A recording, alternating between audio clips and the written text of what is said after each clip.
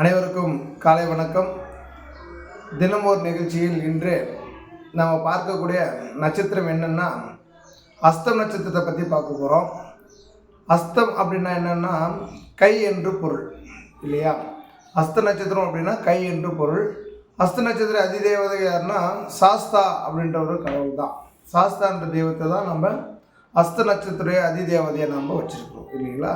இப்போது சரி, அஸ்த நட்சத்திரத்தில் வேறு என்னென்னலாம் மேன்மைகள் இருக்குது அப்படின்னு பார்க்கும்போது, அஸ்த நட்சத்திரம்னா விநாயகருடைய நட்சத்திரம் அப்படின்னு நம்ம சொல்லலாம். அஸ்த நட்சத்திரம்னாவே விநாயகர் பெருமானுடைய உகந்த நட்சத்திரம் அஸ்த நட்சத்திரம் அப்படின்னு நம்ம சொல்லிட்டு இருக்கிறோம். அடுத்ததுன்னா இந்த சகாதேவன் பஞ்சபாண்டவரில் ஒருத்தராக இருக்கக்கூடிய சகாதேவனும் பிரம்மாவும் விஸ்வகர்மாவும் பிறந்த நட்சத்திரம் அஸ்த நட்சத்திரம் அப்படின்னு நம்ம சொல்கிறோம் இல்லையப்பா? அப்போது அஸ்த நட்சத்திரக்காரர் வேறு என்னென்னலாம் சிறப்புகள் இருக்குதுன்னு பார்த்தீங்கன்னா, கட்டாயம் அஸ்த நட்சத்திரத்தில் இருக்கிறவங்க காதல் சம்பந்தப்பட்ட விஷயத்தில் அவர்கள் ஈடுபட்டே தீர்வார்கள் அப்படின்றது ஒரு முக்கியமான விதி உண்டு. அதில் பார்த்தீங்கன்னா சொந்தங்களில் உறவுகளே திருமணம் நடக்கும். அக்கா வீட்டில் இல்லை சொந்த பந்தத்தில் சொந்த அத்தை பெண்ணு இது மாதிரியான சூழ்நிலைகள் அவங்க திருமணம் செய்கிறதுக்கான அமைப்புகள் ஏற்படுத்தி கொடுக்கும். அதே போல் இவங்களுக்கு என்ன மாதிரியான தொழில் சிறப்பாக இருக்கும் அப்படின்னு பார்த்திங்கன்னா, பூமி மனை ரியல் எஸ்டேட் சம்மந்தப்பட்ட தொழில். ரியல் எஸ்டேட்டில் பார்த்தீங்கன்னா அவங்க மிகப்பெரிய ஒரு வெற்றியாளராகவும் மிகப்பெரிய ஒரு பார்த்திங்கன்னா தொழில் ஸ்தாபனமாகவும் அவங்க வரத்துக்கான வாய்ப்புகள் ஏற்படுத்தி கொடுக்கும் அப்படின்னு நம்ம எடுத்துக்கலாம். அடுத்து இவருக்கு ஜோதிடம் வருமா அப்படின்ற கேள்விகள் நிறைய பேர் கேட்டிருக்கிறாங்க. கட்டாயம் அஸ்த நட்சத்திரத்தில் பிறந்தவங்களுக்கு ஜோதிடம் கண்டிப்பாக வரும். முயற்சி செய்தால் ஜோதிடத்தின் மிகப்பெரிய ஒரு வெற்றியாளர்களாகவும் வர முடியும். அடுத்தது பெண்ணாசை அதிகம் உண்டவாக இருப்பாங்க. ஏன்னா அஸ்த நட்சத்திரம் கன்னிராசியில் வருது இல்லையா? அதனால் பெண்ணாசை கொண்டவளாக இருப்பார்கள் அப்படின்னு அதுக்கு பேர். இவங்க காயத்ரி தேவி வழிபாடு செய்கிறதுனால நிறைய பார்த்தீங்கன்னா வெற்றிகளையும் மேன்மைகளையும் இவங்களால் உருவாக்க கொள்ள முடியும். அப்போது காயத்ரி தேவியை அனுதினமும் இவங்க வழிபாடு செய்கிறதுனால நிறைய வெற்றி அனுகிரகங்களும் நமக்கு தேடி வரதுக்கான வாய்ப்புகள் அதிகமாகவே இருக்குது. அடுத்தது இவங்க துர்க்கைன்னாவே பார்த்தீங்கன்னா வீரமும் வெற்றியும் நிறைந்திருக்கும் ஒரு தெய்வம் என்று நம்ம சொல்லலாம். அதில் ராஜதுர்கை வழிபாடு செய்கிறதுனால இவங்க தைரியத்தில் கொஞ்சம் குறைவாக இருப்பவர்களாக தான் இருப்பாங்க எப்போவுமே.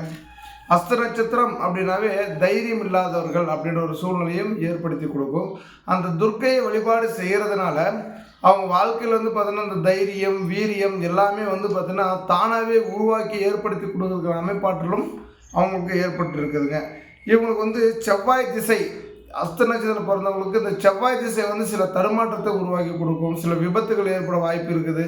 ஏன் சில நேரத்தில் மரணமே ஏற்படக்கூட வாய்ப்பு இருக்குது. அப்போது யாருக்கெல்லாம் பார்த்தோன்னா அஸ்த நட்சத்திரத்தில் பிறந்து செவ்வாய் திசை நடக்குதோ அந்த திசையில் ஒரு முதலீடு போடுறதோ ஒரு பணம் காசு பார்த்தோன்னா ஒரு வீடு கட்டுறதோ இல்லை இடம் வாங்குறதோ ஒரு வண்டி வாகனங்கள் வாங்குறதோ ஒரு திருமண அமைப்பு ஏற்படுறதோ அது எல்லாமே நம்ம தவிர்த்துக்கிட்டோங்க அப்படின்னா வாழ்க்கையில் மிகவும் சிறப்பை ஏற்படுத்தி கொடுக்கும் அப்படின்னு நம்ம எடுத்துக்கலாம். இவங்க காயத்ரி மந்திரத்தை சொல்ல சொல்ல சொல்ல சொல்ல அவங்க வாழ்க்கை மிகப்பெரிய ஒரு மேன்மை அடையும் வாழ்க்கையாக அவங்களுக்கு அமையும். அப்போது அனுதினமும் இந்த காயத்ரி மந்திரம் அப்படின்ற விஷயம் அவங்க வாழ்க்கையில் மேன்மையையும் அவங்க வாழ்க்கை மிகப்பெரிய வெற்றி ஏற்படுத்தி கொடுக்கக்கூடிய நாளாக அவங்களுக்கு அமையும். அது இவங்களுக்கு சாஸ்திரத்தில் அதிகமாக ஞானம் உண்டு. பழமொழிகளோ இல்லை பார்த்தீங்கன்னா இந்த தெய்வ வழிபாட்டை இந்த மாதிரி தான் செய்யணும், சாஸ்திர விதிகள் நம்ம சொல்கிறோம் இல்லையா?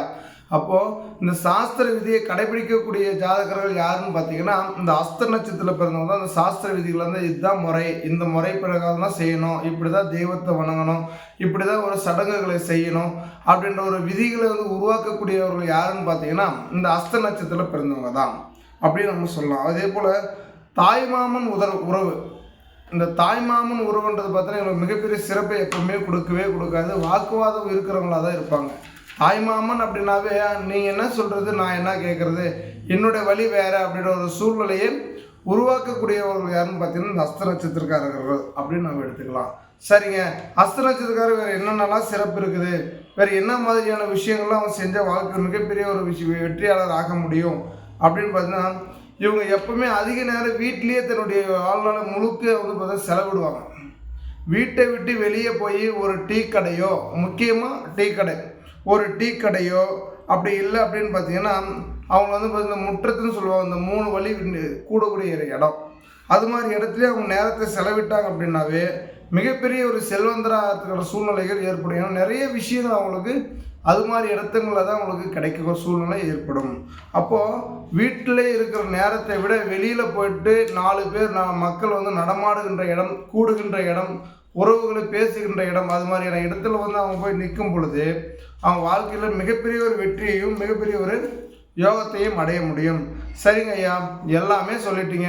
இப்போது எனக்கு யோகமான நட்சத்திரம், நான் என்னென்ன நட்சத்திரம்னா எனக்கு வந்து மிகப்பெரிய சிறப்பை கொடுக்கக்கூடிய நட்சத்திரம் அப்படின்னு பார்க்கும்போது அஸ்த நட்சத்திரங்களுக்கு எப்பவுமே ஆகாத நட்சத்திரம். முதல்ல வந்து ஒரு கெட்டது தெரிஞ்சுக்கிட்டால் தான் நம்ம நல்லது என்னன்னு தெரிஞ்சுக்க முடியும். அப்படி பார்க்கும்போது இந்த ஆகாத நட்சத்திரம் அஸ்த நட்சத்திரக்காரங்க ஒரு நட்பாகவோ இல்லை திருமண உறவாகவோ இல்லை வந்து ஏதாவது ஒரு தொழில் சம்மந்தப்பட்டதில் வந்து ஒரு பார்ட்னர்ஷிப்பாகவோ சதய நட்சத்திரம் உள்ளவர்களை வச்சுக்கிட்டீங்க அப்படின்னா அந்த ஒரு சிறப்பு எப்போவுமே உங்களுக்கு கிடைக்கவே கிடைக்காது. அதில் மிகப்பெரிய ஒரு நஷ்டத்தை ஏற்படுத்தி கொடுக்கக்கூடிய சூழ்நிலைகள் ஏற்படும். உங்களுக்கு ஆகாத நட்சத்திரம் அப்படின்னு பார்த்தீங்கன்னா அது சதய நட்சத்திரம். இப்போது உங்களுக்கு அனுகூலம் கொடுக்கக்கூடிய நட்சத்திரம் என்னென்ன அப்படின்னு பார்க்கும்போது உங்களுக்கு வந்து இந்த ரோகிணி, திருவாதிரை, சதயம், இந்த 3 நட்சத்திரமும் உங்களுக்கு எப்பவுமே அனுகூலம் என்ற விஷயம் கொடுக்கவே கொடுக்காது அப்படின்ற ஒரு சூழ்நிலை நம்ம தெரிஞ்சுக்கலாம். சரிங்க, இப்போது நடக்காத நட்சத்திரத்தை பற்றி பார்த்துட்டோம். அப்போ எல்லாமே எனக்கு சப்போர்ட்டாக இருக்கக்கூடிய நட்சத்திரம் என்னென்ன நட்சத்திரம் அப்படின்னு பார்க்கும்போது சித்திரை நட்சத்திரம், விசாக நட்சத்திரம், கேட்டை நட்சத்திரம், பூராட நட்சத்திரம், அவிட்டம் நட்சத்திரம், பூரட்டாதி நட்சத்திரம், ரேவதி நட்சத்திரம், மிருகசீரிட நட்சத்திரம், புனர்பூச நட்சத்திரம், ஆயில்ய நட்சத்திரம், பூரம் நட்சத்திரம்.